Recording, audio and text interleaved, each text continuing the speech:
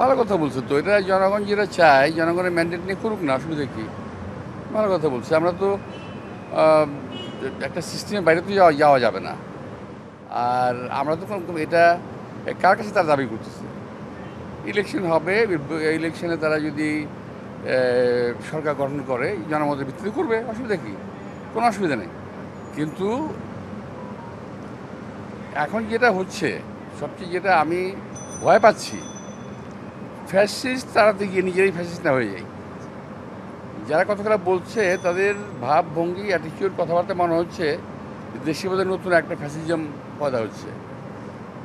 তো এটার জন্য দেশ আর জাতি তো আন্দোলন করে নাই। তো এখন বাক স্বাধীনতা আছে, কথা বলতেই পারে, কিন্তু আমার চিন্তা, চেতনা, মতামত আমি আরেকজনের ঘাড়ের উপরে জোর করে চাপাই দেব, এটা হতে পারে না, এটা হয় না।